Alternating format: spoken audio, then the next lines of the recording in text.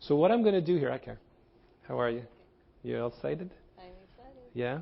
Did you bring extra makeup to cover what I'm going to do with you? Did. Oh, good girl. She knows the story already. See, here we go. Beautiful. Thank you. Great job, guys. We're going to very quickly go through the anatomy, which I should have finished 2 hours ago, but we're going to go through quickly the anatomy over here of injection anatomy. Upper third, middle third, lower third. I'm going to divide the face into thirds. We look at it for assessment purposes in thirds so we don't miss anything. But when we treat, we try to treat the entire face. When you look at the upper third, what I do, the first thing is to understand what I'm doing with my anatomy, is I feel for the temporal crest. The temporal crest is right here. I can see it on her, never mind feel it on her, and I'm going to mark it out on both sides. And that temporal crest, in 98% of patients, delineates the extent of the frontalis muscle. With 2% of patients, and she's probably going to be one of them, you can see that she has some crinkles. Raise your eyebrow.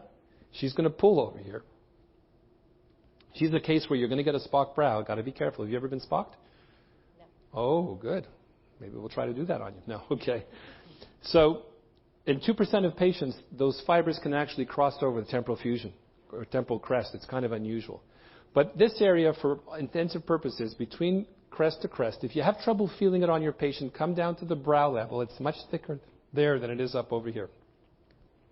So now we have really 2, possibly 3 major vessels of the forehead that you have to be aware of. There's the supraorbital, the supratrochlear, and there's the frontal ramus branch of the superficial temporal that are coming across. Those are the 3 guys that we want to avoid. That's all you have to know. And what we're interested in is what? Depth. Thank you so much. Okay. So here's the easy way to do it. We don't want to have to start taking and doing all these types of x-rays, but I'm going to show you. If I have Karen look straight ahead, what I'm going to do is I'm going to hold my pencil over her medial iris, not the medial pupil, the medial iris, and I'm going to make a little red dot right over here over the medial iris. And I can tell you that, bingo, I can tell you that not in 98 or 99%, but in 100% of patients, that's where the supraorbital artery comes out of the skull, out of the orbital cavity, as an extension of the ophthalmic artery. How do I know that? Because I went to the lab and looked for it. Yes, that's part of it, but I read an article that was an excellent article written by the Chinese on 2,000 cadavers of all different races. The most consistent finding in the upper third of the face is that's where the supraorbital artery comes out. Not the medial pupil, but the medial iris. Within 1 millimeter, in 100% of cases. That's a great thing to know. You know where the artery exits, and then it's going to head north.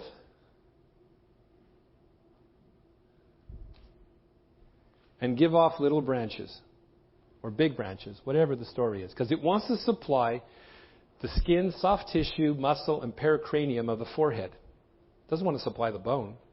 It wants to supply mostly the soft tissues over there.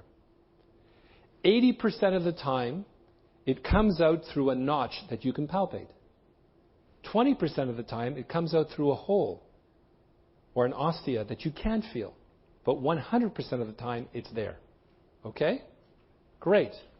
What about the supratrochlear artery? Well, the supratrochlear artery is more variable.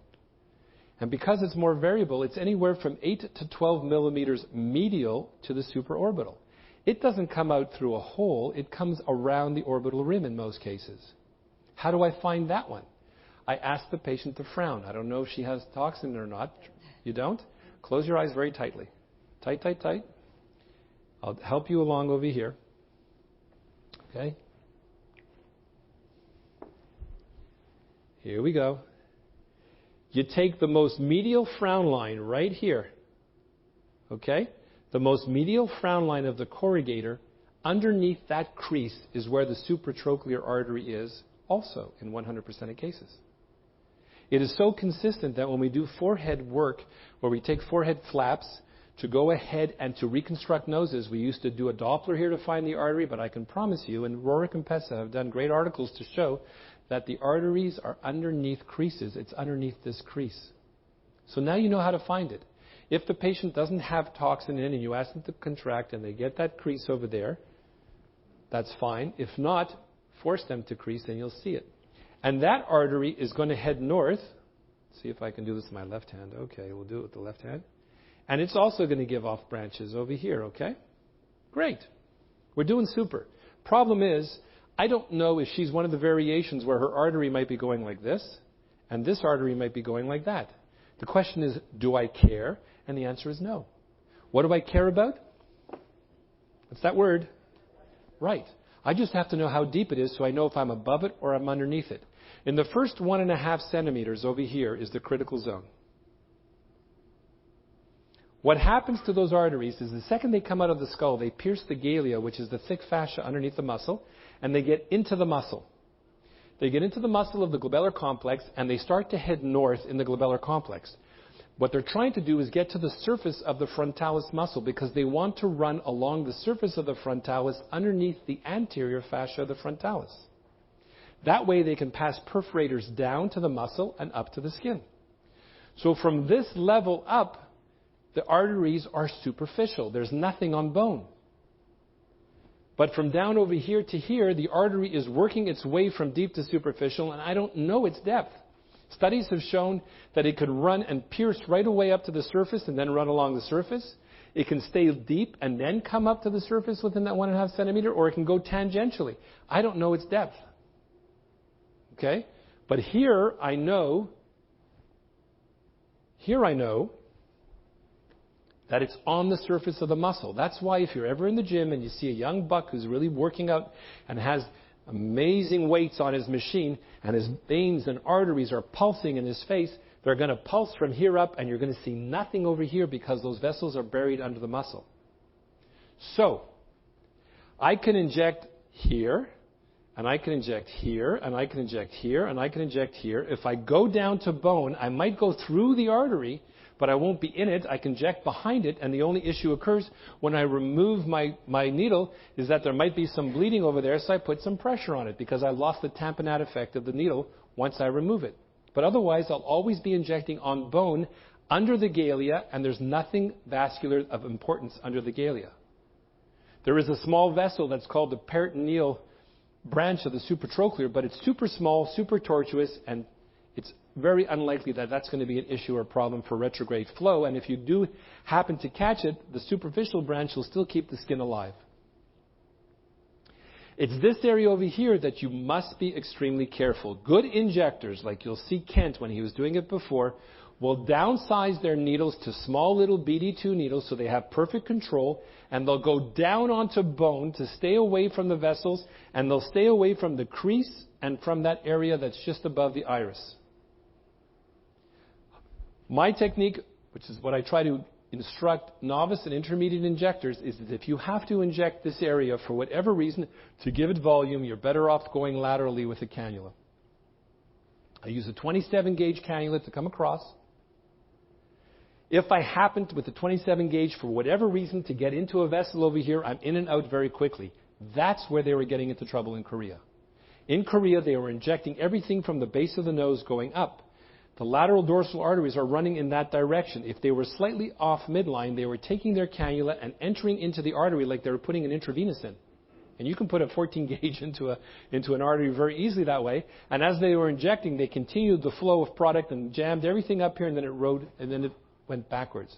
So I got them to stop injecting in that direction.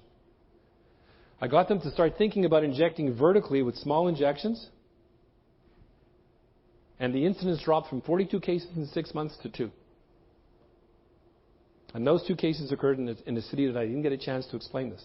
So I went back to Singapore and did it there. It works, folks. So the idea is we have to, in this area, if you're a very comfortable, experienced injector, and you can watch Kent do this, you can go in on bone over here where it's the safest because you're trying to avoid the exits of these 2 vessels, but everywhere else you should be okay, and you can go down on bone. But for most injectors, I say don't go under the skin with a needle here because if you're not aware of where the arteries are, you might end up blinding the patient. But over here, you're fine. There is one thing that actually courses along the bone, and that is the deep branch of the supraorbital nerve. The deep branch of the supraorbital nerve, as it comes out, does this. Okay? It stays on the periosteum, on the bone, because it wants to get to the back of the head to supply the back of the head with sensation. So it wants to take a highway to get back there. I know it's there consistently 1 to 1.5 centimeters medial to the temporal fusion line. And if I stick a needle in there, she's going to go ouch and feel some pain back here. If you pain them, you won't retain them, so I don't put a needle there. If I have to do some volumization in this area over here, I'll inject here, and I'll use my thumb to push it over. Having said that, what I would do in this situation is tell you that sometimes when you inject along over here, you're going to get nervous. And I've got people call me and say, oh my God, I think I was inside the vessel. If you're touching bone, you cannot be. You have to be through it. But you might see the product go vertical. And you'll say, oh my God, I just filled in a vessel. It's not. There are very fine septae between the galea, the fascia behind the muscle, and the bone that keep your forehead from going from side to side, but not from going up and down. And those little septae, the product will flow up it like that. You just take your thumb and you break it. Kent does that automatically with his cannula. You can break it, and then you're okay. So you can flatten it out very easily. So you can use cannula or needle over here. What's the advantage of using a needle versus a cannula? We're going to talk about everything because I'm going to tell you, and I can do it on a patient so you can see, because we did this as a demo, is that if you use a 27 gauge cannula, chances are you're not going to have enough of a point on that cannula to break through the fascia underneath the muscle, the galea. And what you'll do is as you come across is you're going to be injecting between the galea and the muscle, which is still a safe place because the vessels have come up to the surface. But your lidocaine is going to affect the muscle. And what's going to end up happening is that you're going to fill in the area over here, but her eyebrow is going to drop because you're going to anesthetize the muscle from the lidocaine in it. If you go with a needle, you're underneath the galea, and that protects the muscle from the lidocaine, and they get full movement. So I've demonstrated before that we can use needle injection over here, and the patient will ask them to raise their eyebrow. This eyebrow will pop up. We'll use cannula injection over here, and this eyebrow will be frozen. And I told you, I'm the type of guy that likes my patients to be able to get out and do what they want to do right away. It's all about the experience. So I prefer to use needle, but sometimes I'll use cannula. I'm just giving you the pros and cons. You guys can choose whatever you like. But you're safe with both if you stay deep on bone over here. Stay away from here, okay, with a needle because of the fact that you're going to hurt the patient. Be careful over here.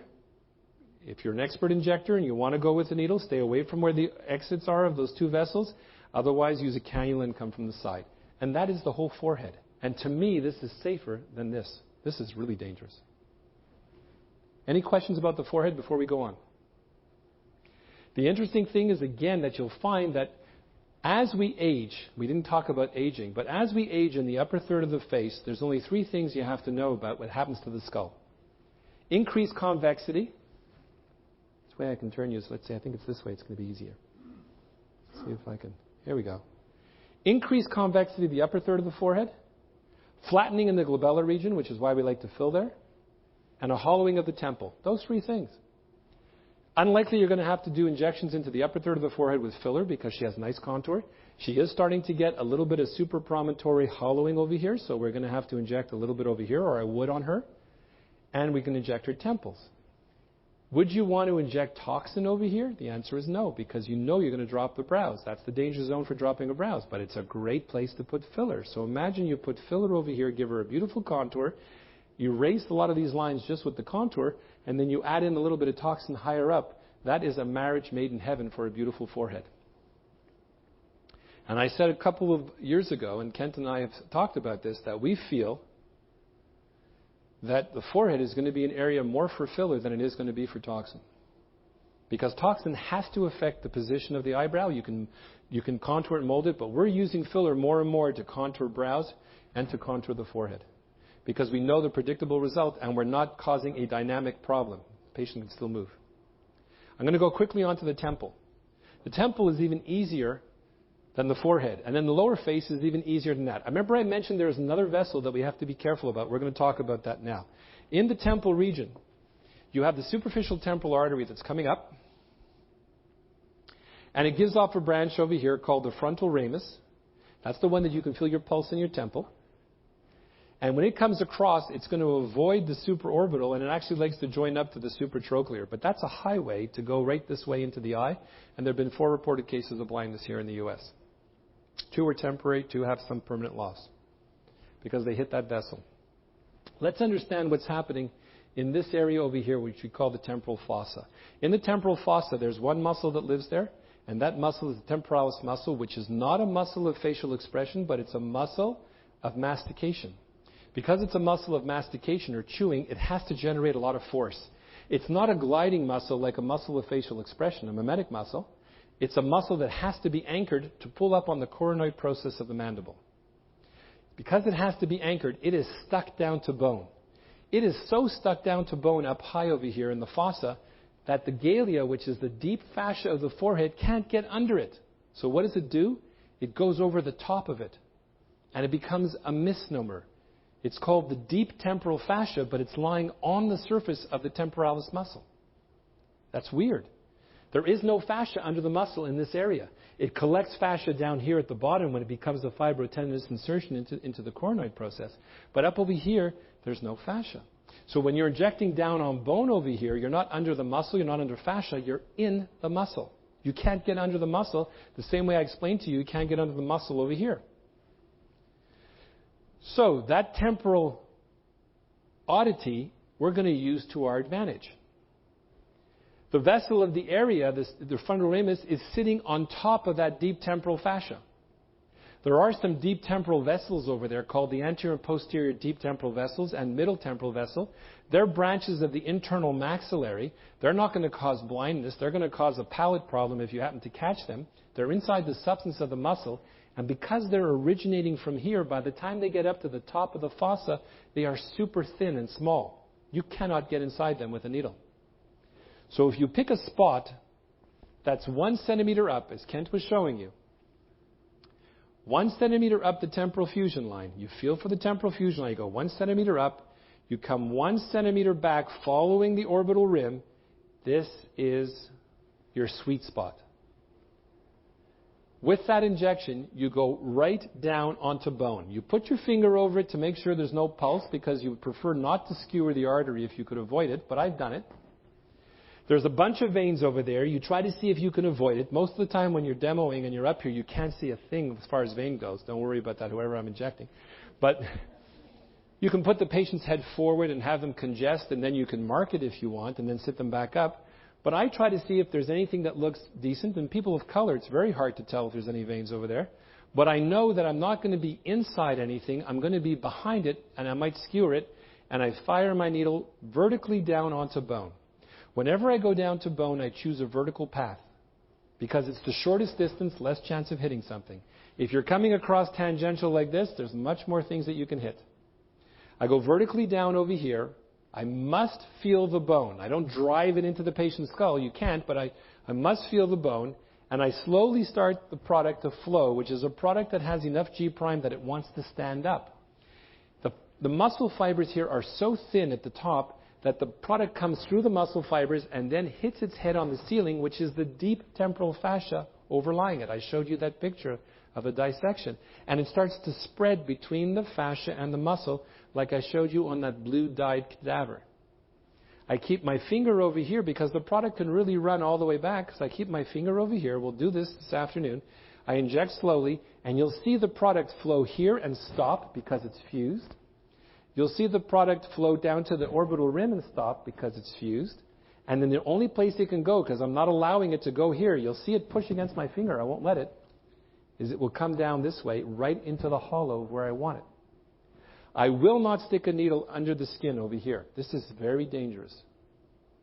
In the deep hollow over here is like you can see here, she has her little veins and stuff, but in the deep hollow over here are the branches of that internal maxillary artery. You'll get into trouble. If you want to go here superficially, like Steve Fagan has shown, you can go with a cannula. But even now I spoke to him, he said, Arthur, I'm changing to your technique because my patients are all bloated and I'm using too much product and they have to massage it and I'm a little nervous about bruising them and everything. But with your technique, I just have to do a single puncture and I do this. And I'm telling you that it works like the nuts. And we'll try to do that. One up, one over. It can't get any simpler than that for a temple. And you keep your finger here and you hold the pressure. If after you remove the needle, typical volume would be 0.3 to 0.4. If after you remove, up blended, 1 to 3. If after you remove the needle, you see that there's still a defect over here. There's still too much. You have one of two choices. Go in here with a cannula or go back into that area, keep on injecting, and wait for the product to flow down there. It will. But do not stick a needle above the zygomatic arch here. There is a nerve that's coming up over here, which is the frontal branch of the facial nerve. But it arborizes, it branches out by the time it gets here, and the chances of you hitting it are small. I've never seen it happen, but theoretically, if you put the needle in there and you see her eyebrow flicker, it means you might have hit the nerve. You take out your needle and you find another place. Do not press on the plunger unless you feel bone. In fact, I don't push that hard, but every time I do a temple injection with the needle, I change my needle to do the other side because my needle is now dull because I've pushed it against the bone. That is temple. Simple. One up, one over. On bone, on bone, on bone. Deep, deep, deep. We're going to put a big D over here for deep, deep, deep. Careful when you're going under the skin over here. Make sure if you're an advanced injector that you stay away from the exits of the arteries or go with a cannula because you might blind the patient. Over here you're going to hurt them, so don't go over here. Just push the product over. That's as simple as it is for the upper third of the face. Deep, deep, deep, deep, deep. Stay away from here for pain. Watch out for here for blindness. One up, one over. Keep your finger and inject. That is the upper third of the face. The lower third or lower two-thirds is even easier. Can I flip into that, guys, so we can get to injecting? Okay. I'm not getting any answers back. I think they're sleeping. So we're going to take a look at what happens in the lower face. You have the external carotid artery that's coming up like this. It gives off a branch called the facial artery, which runs underneath the mandible and then has to cross over the mandible to get into the face. When does it cross over? You ask the patient to clench their teeth. Clench, clench. This is the anterior border of her masseter right here, 1 centimeter in front. Right here, I have her pulse. Right there is where the artery crosses over. And the second that it crosses over into the face from underneath the mandible, the facial artery does this as it heads towards the corner of the nose. It is the most tortuous artery in the face. Why? Simply stated, open your mouth all the way. It has to act like a spring. If that artery was a direct line and as thick as it is, every time you opened your mouth, your face blanched, it would be kind of embarrassing. So it has to act like a spring, and it's going like that. I say it drives like my wife, but I didn't say that here. Don't anybody repeat that? I'm afraid of her. The vein, on the other hand, is much thinner. It doesn't have to do that. It can stretch. So it takes a direct route like this, and it's sitting in the masseter, the anterior portion of the masseter. So for those of you who are plastic surgeons who do microsurgery, you know that when you want to plug in over here, you have to find the artery and the vein separately. They don't run as a bundle. But how do I know that her artery isn't turning left here instead of right, or the vein isn't taking a more circuitous route like that? I don't. What am I interested in? Depth. I just got to know when I put my needle in, am I above it or am I underneath it? Correct? Correct. So the good news is that the artery and vein run very deep. Up until the bottom of the bone over here, so in this entire area right over here, the artery and vein are running on the buccinator muscle, which is the muscle that coats the inside of the mouth.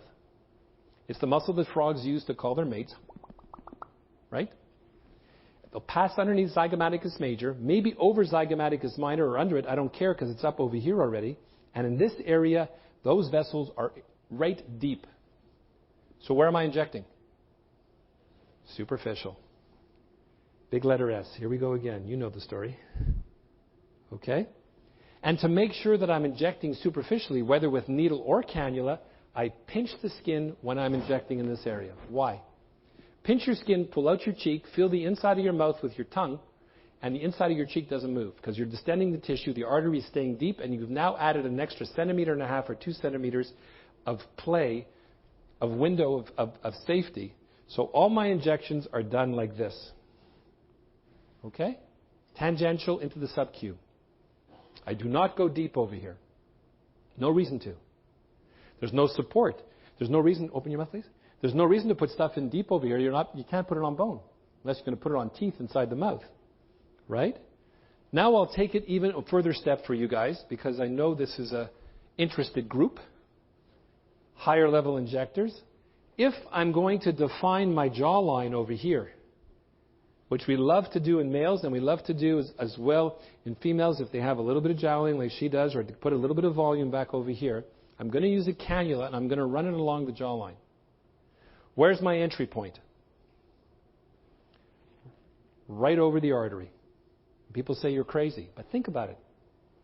You pinch the skin up. You are nowhere near that artery. You put your little needle in right now. You take it out. You have your trocar. And now you introduce the cannula. As you push the cannula forward, am I moving towards or away from danger? As I move the cannula backwards, towards or away from danger?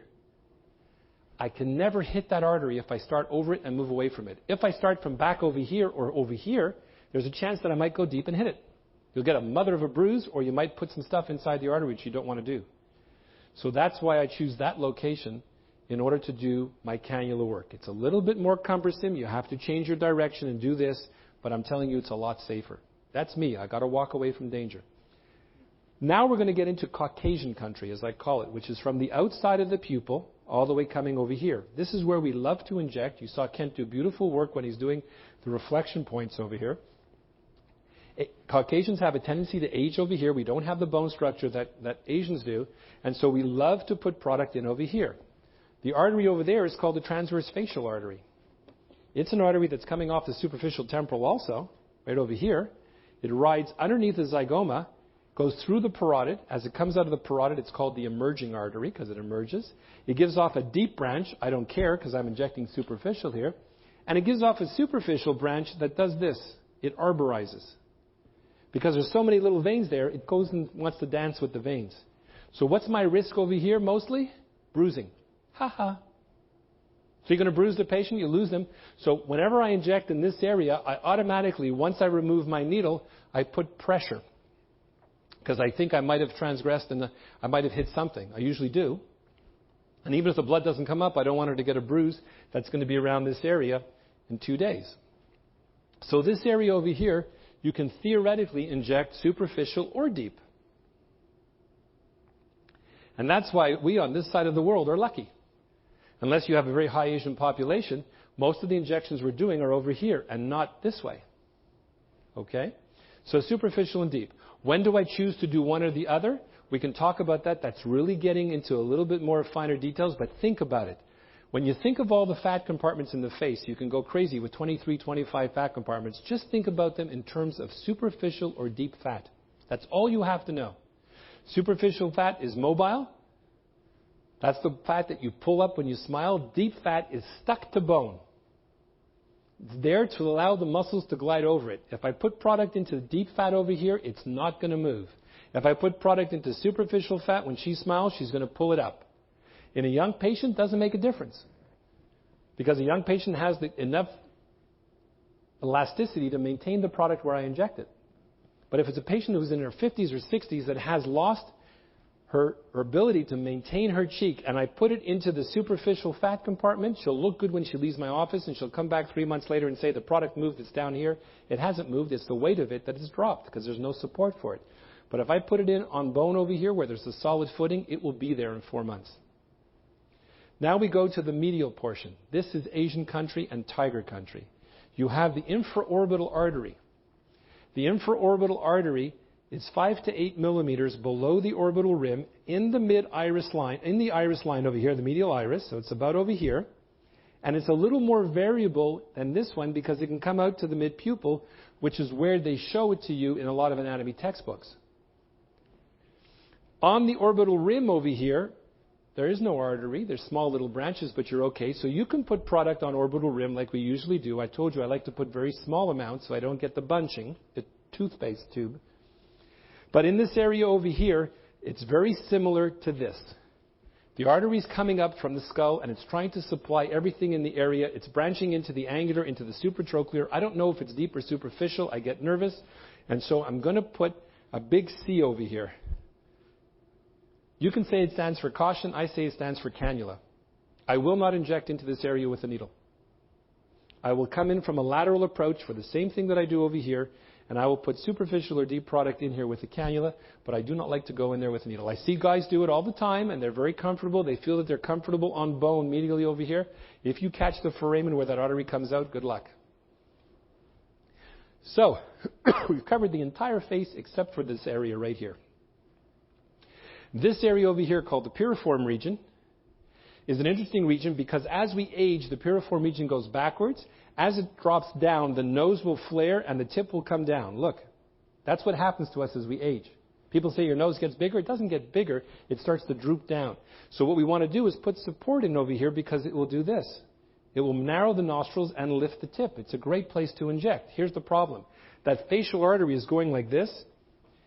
In 5% of Caucasians, it will cross over the nasolabial fold into the piriform region because it does. That's what the studies show.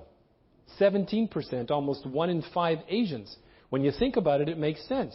If the Asian is retrusive over here, there's no mountain of bone for the artery to cross, so it wanders where it wants to.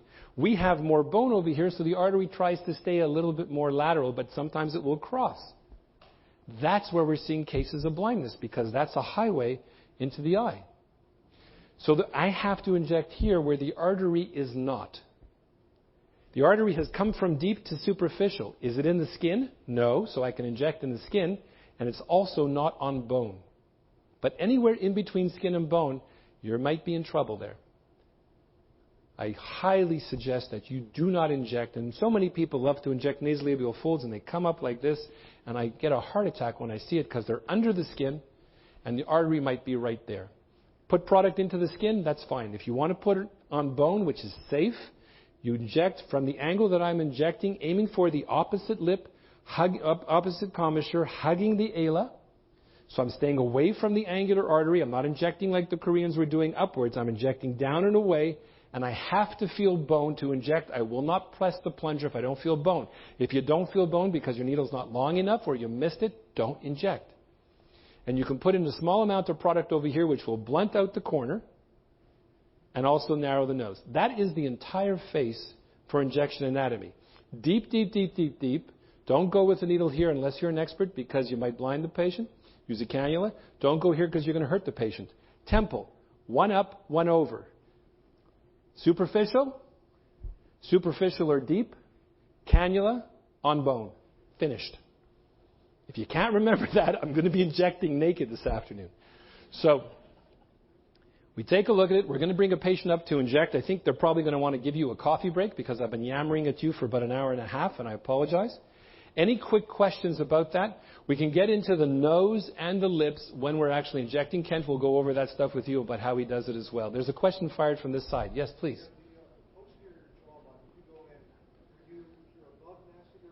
Okay. Great question. Thank you. The question was, with the depth of the angle of the jaw over here, when I go in, am I under masseter, in masseter, or above masseter with my cannula? Here's my thoughts. Again, remember, guys, this is my personal way of doing it. It's not written in stone. There are excellent injectors who like to put the product down on bone. It doesn't make sense to me to do that because the masseter is such a massive muscle. You're going to have to put in a lot of product to be able to get any type of lift in that area. My injection technique is to go subcutaneous and to stay above the parotid fascia. If you ever pierce the parotid fascia with a cannula or a needle, it hurts. I like to stay above the parotid. I don't like to violate the parotid unless it's absolutely necessary because you can leave a small amount of product that can cause an obstruction, a later fistula, an abscess. Something can happen, so I stay above it, and my cannula just passes smoothly. What kind of product would you want to use here? You want to use a product that has a nice edge or lift to it? Think about Voluma, think about Perlane, okay? Think about Bellatero Volume. You would use a product like that along over here and just gently mold it along like that. You can use a needle and do the same thing if you want, pinching the skin up and staying away from the vessel. It's whatever, you can skin it both ways. But I like to stay superficial over here, superficial. I do violate my rule for the gonial angle, as Kent was talking about. On the gonial angle right over here, and the way that you can differentiate between a large masseter or a large parotid is looking at the gonial angle because the parotid will blunt this out. A masseter won't. And you'll see the tail of the parotid coming back over here.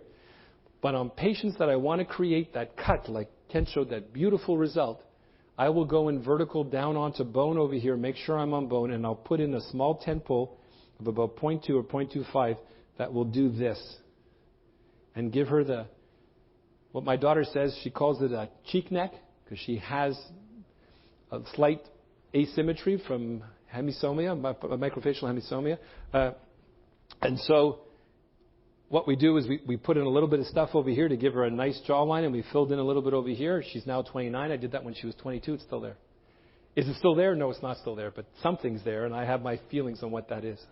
We can talk about that at the break. Thank you for your question. It's a good question.